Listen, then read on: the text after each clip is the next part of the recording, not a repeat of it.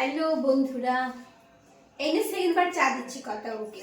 কর্তাবাবু অনেকক্ষণ অফিস থেকে চলে এসেছেন, তো একবার চা খাওয়া হয়ে গেছে। চা বিস্কিট টিস্কিট খেয়ে তারপরে টিফিনও দেওয়া হয়ে গেছে, ছানা মুড়ি সন্দেহ যাই যা যা দেওয়ার টিফিনও দেওয়া, টিফিন খাওয়া হয়ে গেছে। এবার রান্না চাপাবো, তার আগে আর একবার চা দিচ্ছি। আর আজকে আমি কর্তাবাবুকে আনতে যাইনি, কারণ আমার শরীরটা ভালো নেই, আমার প্রচণ্ড দাঁতে ব্যথা। কালকে ওই জন্য ভিডিও দিতে পারিনি, মানে আমি শর্ট একটা কি দুটো দিই সপ্তাহে, বিশ্বের কী বলো না ব্লগ একটাই দিই সাধারণত, আর শর্ট ভিডিও রেগুলারই মোটামুটি দুটো তিনটে চারটে যা হোক দিই। এত শরীর খারাপ, কালকে রবিবার একটা দিন শর্ট ভিডিও দিইনি, জানো তো কতটা ওয়াচ টাইম কমে যায়, কতটা অ্যাভারেজ ভিউজ কমে যায়। বাবারে বাবা, তো বাধ্য হয়ে আজকে শরীর খারাপ কতকে আনতে যায়নি, কিন্তু কতকে টিফিন দিয়ে বাধ্য হয়ে ছেলের শার্টটা গায়ে পরলাম। ছেলে যদি ছোটোবেলার শার্ট, সেটা অনেকটাই ছোট, শার্টটা গায়ে পরে একটু ঠোঁটে লিপস্টিক লাগিয়ে করলাম, কী বলে দু তিনটে শর্ট ভিডিও দিলাম। এত দাঁতে ব্যথা ছিল কালকে, কালকে পরশুদিন থেকে আমার দাঁতে ব্যথা। কালকে তো দাঁতে ব্যথা, তার সঙ্গে জ্বর চলে এসছে, ঠান্ডা লাগে সর্দিটাও হয়েছে, কাশছি, প্রচণ্ড শরীর খারাপ ছিল, সেই জন্যই ভিডিও দিতে পারিনি।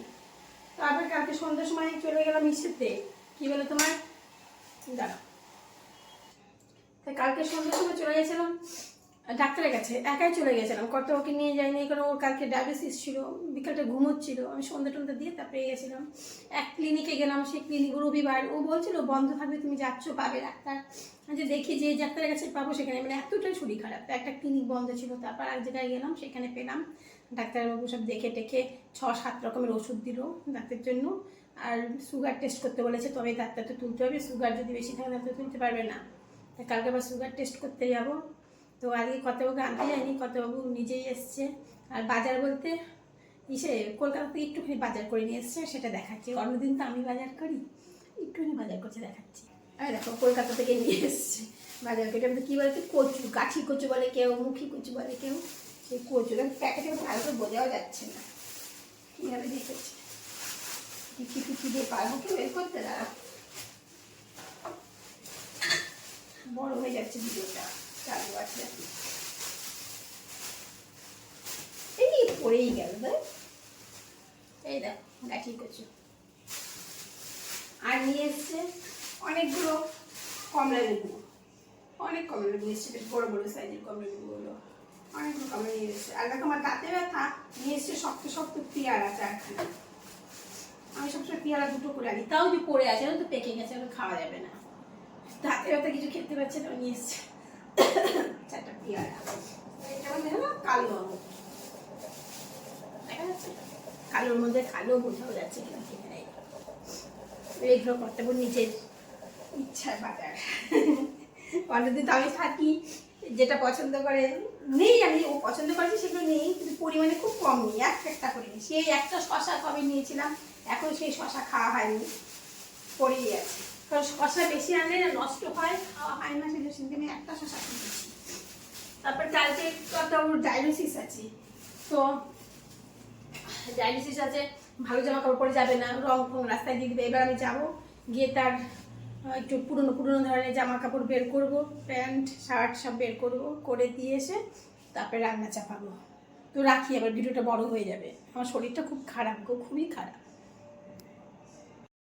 রাখছি বলে আবার ভিডিওটা শুরু করলাম, কেন করলাম বলো তো, ভিডিওটা 4 মিনিট হয়ে গেছে, ভাবছিলাম 3 মিনিটের মধ্যে হয়ে গেলে আমি শর্ট ভিডিওতে দিয়ে দেবো, তো যেহেতু 4 মিনিট হয়ে গেছে, আর 1 মিনিট 2 মিনিট করে নিয়ে একদম বড় ভিডিওতেই চলে যাবে, ব্লগেই চলে যাবে।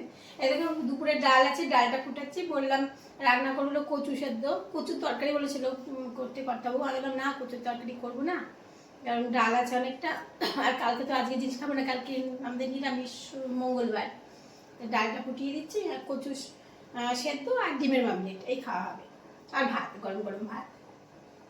হ্যাঁ বললো এখন ডাল খাবে কি জানে, বললো তো হ্যাঁ, খাওয়ার সময় থেকে দেখো গরম গরম ভাত দিয়ে কচু সেদ্ধ মেখে ডিমের মামলেট দিয়ে খাবে, আমার মনে হয় যদি ওটাই করবে, ডাল খেতে পারছো, বলতে নাও খেতে পারে, আমার তো মনে হয় না খাবে। ডালটা ফুটানো হয়ে গেল, এবার আমি করবো কীভাবে, চালটা ধুয়ে এনে ভাত চাপাবো,